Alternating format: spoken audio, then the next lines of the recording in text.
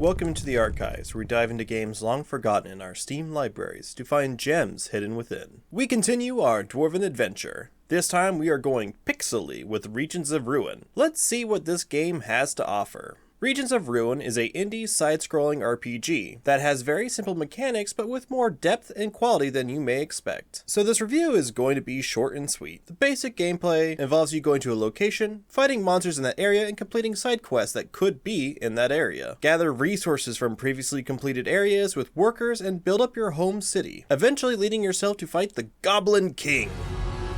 Down, down, down in Goblin Town.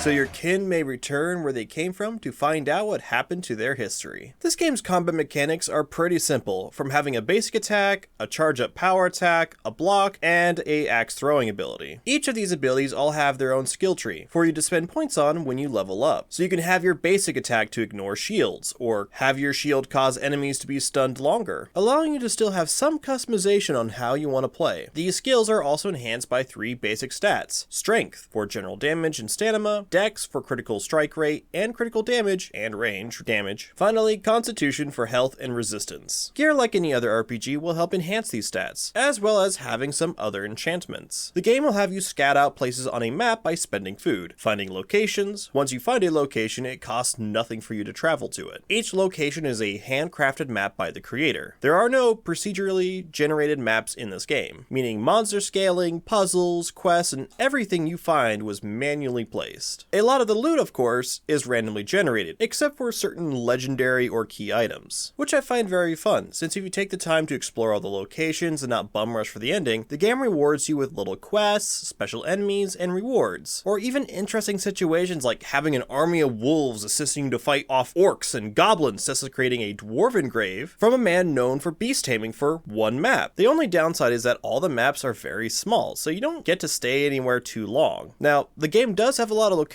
however that does mean you have to deal with the loading screen very often, even with a good rig. Admittedly, the loading screen thing didn't start bothering me until I was clearing maps pretty fast as my dwarf became a powerhouse, or a mob boss, but more on that later. After completing an area, you can send workers from your city to collect resources from said location, to bring back to your city, which is handled in real time. Now the city you have starts as a measly campfire into a nice town after investing time and resources. Each of the 8 buildings that you can build will help your adventure, and all of them can be upgraded to give maximum benefits, ranging from a simple storehouse to hold supplies to a tavern that gives money and hireable adventurers every time you return. The game even has a library building for the lore pages that you can read for that juicy backstory. If you manage to collect all the pages from a single lore book, you could spend a good chunk of change at the library for some good buffs that you get to keep for the rest of the game. So basically, go out, kill people, exploit the natural resources after killing the locals, and then bring it all back home to make your home even better, like a true American. And just like Americans, you have to pay for your healthcare, even though your money is what built this friggin' city. 2 things to note for those who give this game a shot. 1, if you unlock the tavern, make sure you play the clicker game. The clicker game has achievements and artifacts that give actual benefits to your town and dwarf. I literally just played a little bit of it until I had it automated, then I went out for Taco Bell. An hour later, and coming back, I was able to pretty much unlock most of it. You will have to build certain buildings to let you have access to some of the resources in the clicker game, so make sure you build up your town a bit before attempting this. The second thing is, be careful about hiring adventurers. As fun as it sounds to be a dwarven mob boss, it gets quite boring. Some of the melee ones are fine, but if you invest in wizards or anyone that has range capabilities, the game becomes a walk in the park. You could hire up to 10 adventurers to join you, and on normal difficulty with 2 or 3 of these guys, that pretty much makes most maps and enemies super easy. Even the endgame boss.